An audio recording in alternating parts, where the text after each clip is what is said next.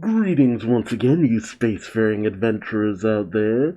Duuz-Diz-Din back again with Eden Zero. Previously, the crew of Edens and the forces of the Nero Empire, Shura and the Ocean Six, have joined temporary alliances to make their way to Temple on Eden's One to face off against Mueller, who has stolen the powers of Zenolith, becoming the Master of Gravity, launching Shura's own fleet against him. But between Valkyrie and the rest of the crew of Edens, it's child's play to destroy all of those forces, much to the chagrin of the Ocean Six, with ultimately Shiki deciding to go to the planet's surface to confront Mueller himself. But on the planet, Mueller has an interesting plan in place. He wishes to use the antimatter bomb, the same method that Ziggy used, unwillingly, to go into the future, to do so himself. And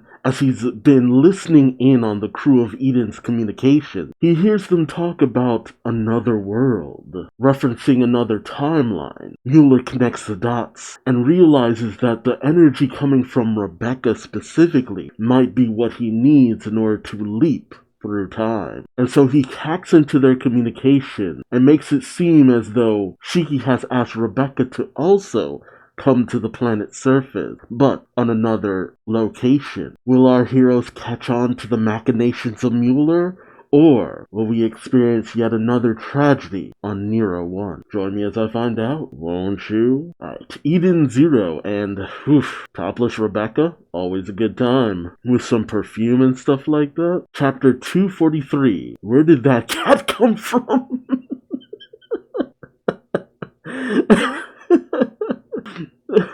That's right, Happy's involved. So my guess is that Mueller maybe starts to get his way, but that Happy actually manages to do something. He's been less involved ever since he was revealed not to be a robot in this world. Which I gotta tell you, it weirded me out at first when he would become the Happy Blasters. But even towards the end, after the time skip, it seemed like we didn't do the Happy Blaster stuff as much as we used to. But it feels like Happy hasn't been as useful in quite some time. I guess I should say as involved. Oh, okay, yeah, so he went down with Shura, I forgot about that. So we have Shiki and Shura heading towards the palace, with Shura saying, that's it, Imperial Headquarters, Deep Snow.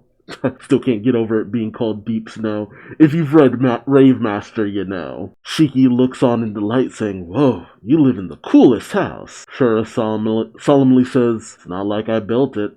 The last emperor, Nero, built this whole empire. And Shiki smiles saying, then you're gonna have to take good care of it. Shura doesn't respond. Again, it's one of the things that really shows how different this Shura is. Because quiet contemplation, the weight of the crown. I mean, yeah, Oasis are detractors and feel that the empire should be probably run through election and all that. I forget what the name for, I guess they want Shura to abdicate the throne, but there's another word for what the process of removing a king from power is called. I can't think of it right now. But Shura, that 1,000-yard stare is just kind of like, I could never give up the throne because, it's something that was handed to me. To give it up would feel insulting to those who came before me kind of situation, Heavy is the head that wears the crown indeed. And that's just not something you'd see in the previous universe Shura. As Shura and Shiki head off, Shura says, Mueller's lab is this way. Previously I thought Rebecca was in a Leo fighter jet, in the Leo starship, but she's in one of the Taurus ones. I forgot about that. So Rebecca lands her starfighter, gets out and says, this is Rebecca. I've arrived at the designated location. Mueller, still changing his voice to sound like Shiki, says, splendid! You will find the hatch on the ground nearby. That is the secret entrance. Rebecca says, you're talking kind of funny today, Shiki. Like, Rebecca, come on. How would Shiki know about, alternate futures and stuff like that? But Shiki's not tactical like this. Mueller says, the comlink must be on the fritz, my dear dude. My dude. Hello, fellow kids. Happy calls over saying, Rebecca, I found the hatch. Rebecca questions Shiki, asking, so I'll infiltrate through here. Where are you and Shura? Mueller says, we'll be entering via the front. A glorious pincer attack. Oh god. Rebecca seems dismayed, questioning some kind of Ziggy impression maybe? That should be even more concerning. Rebecca makes her way through the hatch and down the ladder, saying, never mind. We have to stop the machines that are going berserk. Poor Happy. He goes through the hatch and just hits the floor. Happy then says, we have to get Zenolith's power back too. Rebecca says, yeah. But suddenly she's shocked as gas starts to fill the room that she's in. She tries to cover her mouth, saying, what is this? Happy says, knockout gas. As Rebecca gasps for air, she says, oh no, and passes right on out, along with Happy. Rebecca. We then pick up with Shura, Shiki, and Pino entering into Mueller's lab. Shura calls out, he's not here. Where did you go, Mueller? Shiki questions, does he have any other labs? Well, Shura says, how should I know? I mean, dude, you're supposed to be his boss. Shura gets on the comm saying, hey, somebody answer me. One of Shura's people says, Your Majesty, you've returned to the temple? Apologies, our comm links are jammed and all the machines are going haywire. Shura says, yes, I'm aware, and I know Mueller's behind it. Where is that quack? Shura's men says he's not in his lab. We haven't seen him since you went off to a fight oasis. Shura says his main lab is totally deserted. Where else did he do his research? Shura's men say, I don't know. Shura panics a bit, saying, damn it. But Pino starts to beep, detecting something. She shouts out, Master, I have detected explosive material. Shiki and Shura are shocked. Pino says it has been set to detonate inside the laboratory. Shiki says, what? And Shura says, that rotten old geezer. Pino tells him it's about to explode, and boom! Massive explosion. Not the worst kind of explosion, but an explosion nonetheless, because it takes out a good chunk of the ballast. We then pick up with Mueller in another location saying, no one knows where my secret laboratory is hidden now, he says as he looks down at an unconscious Rebecca, which, so many red flags, as we see Rebecca is strapped to a table, ready to be probed. Mueller says, here I have a girl who possesses time ether. I would love to extract her power immediately like I did with Zenolith, but, scan complete. Her legs, eh? The power is in her feet. Foot fetish. Mueller says, that's disgusting. Human feet are a breeding ground for bacteria and germs. Ew, gross. I don't even want to touch them. Man, that's how you know even Mashima doesn't like this guy. Mueller then gets an idea. Says, of course. I just have to chop them off. Oh, geez. Just like in that one universe for Rebecca. If they're parts instead of feet, that will make it much easier for me emotionally. Jeez. Wow, he really has a bit of a situation with that. According to my calculations, the ether will still remain in her legs, even separated from her body. Yeah, that's kind of freaky. What will I do with the upper body once I finish? Keep it alive and use it as a punching bag? Jeez, Mueller, you are friggin' scum. He then laughs as he removes Rebecca's shoes or boots or whatever, and Rebecca slowly wakes up to Mueller drawing dotted lines where he's going to cut Rebecca's legs off, right in the middle of the thigh. Rebecca says, what? What's going on? Mueller says, oh, you're awake, are you? Rebecca panics, questioning, who are you? Mueller, with a just absolutely creepy grin, says, I'm Mueller, the great Dr. Mueller. Rebecca panics and struggles and says, you mean he's... And then she says, where's Happy? Mueller thinks, Happy? Rebecca shouts, the cat, the blue cat. Mueller then looks over at the table with Happy in a see-through box, going, what? There's a cat here? What in the world? Did I have a pet cat? Where did this animal wander in from?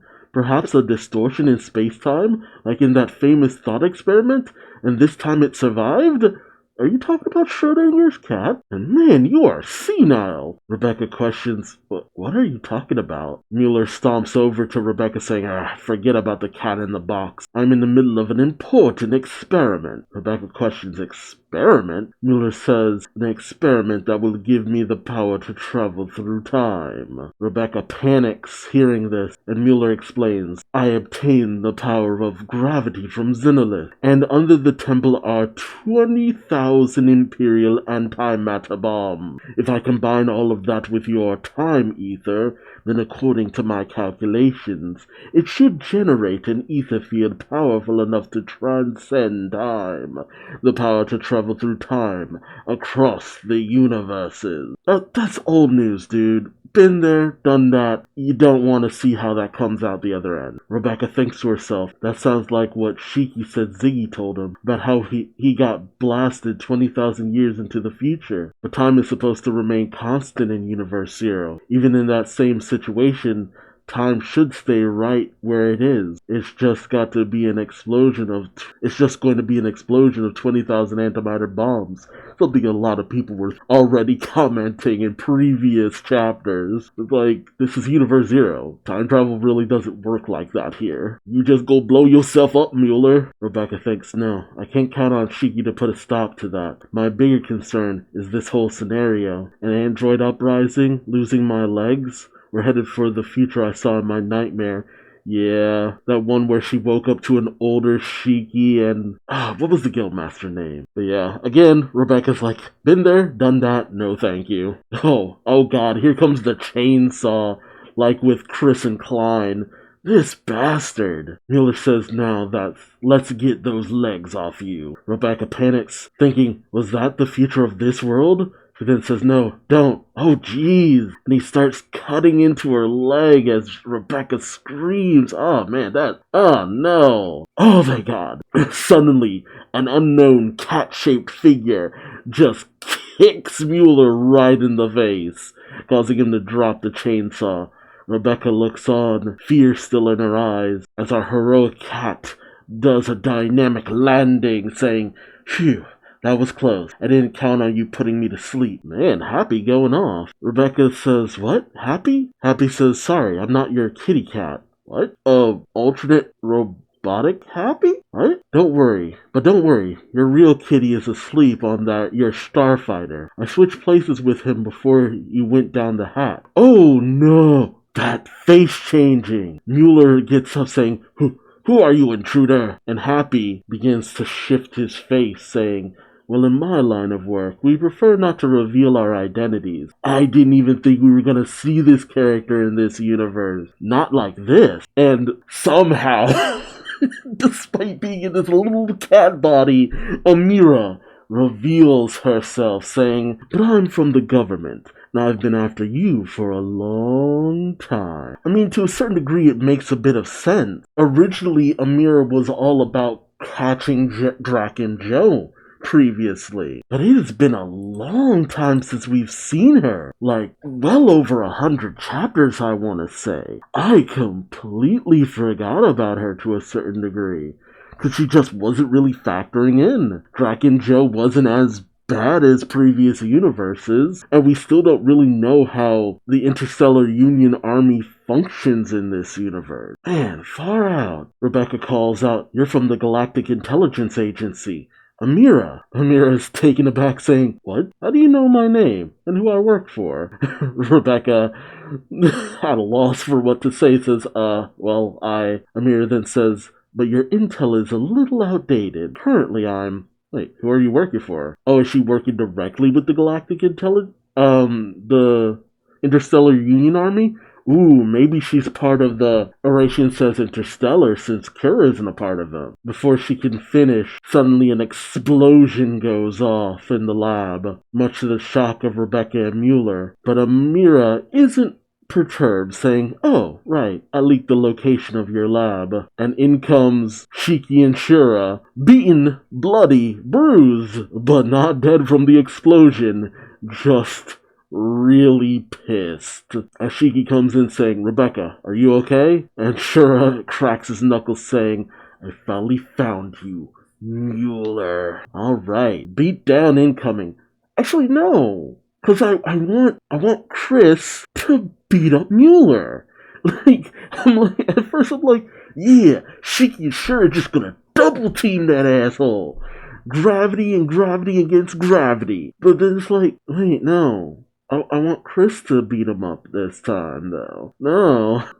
Like, I still want Mueller to get his ass kicked, but it's Chris's turn. Let Chris have this. I have to assume that Pino is also okay, despite the fact that we don't see her in this shot. Oh man, I'm really still taken off guard that Amira showed up. Like, man, have not seen her in a long time. I really do hope that maybe she's working with the Iratian Says Interstellar. Actually, what about Noah? I was thinking about him before. I finally remembered his name. What about Noah in this universe? What's he up to? And I guess by extension Jesse, because they're all part of the same agency. Well, I guess with what Mira said, that's not the case for her anymore. But it always kind of threw me that they were, a completely different branch. So honestly, for the sake of just cohesion, just make them part of the same organization. Maybe Noah is the one who took Kira's place in this universe, and Amira is the second in command, alongside maybe Jesse. Or, wouldn't it be wild if maybe Elsie is a part of the Iratian Says Interstellar? I don't know. See, again, Universe Zero, a universe of potential. But the thing is, with Amira, what would be a better future for her? Because she usually comes out on top.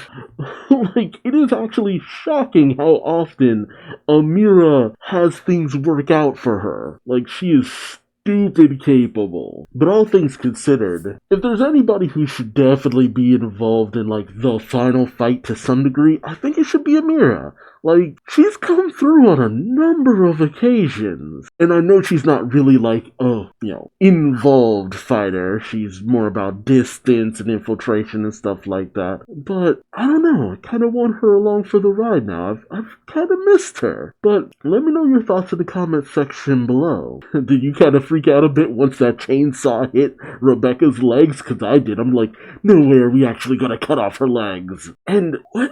How did Amira get involved with all of this? Who is she working for? I really think it's the Interstellar Union Army. The Iratian Says Interstellar. That makes the most sense to me, but maybe not. And with Shura and Shiki arriving on the scene, will this be the end of Mueller? Or will it just be a temporary defeat? I mean, I can't imagine us already taking down one of the Iratian Says Galactica right out the gate. But if we were to take anyone down immediately, Mueller makes the most sense. Again, let me know your thoughts. Remember to like, comment, subscribe if you enjoyed the ride.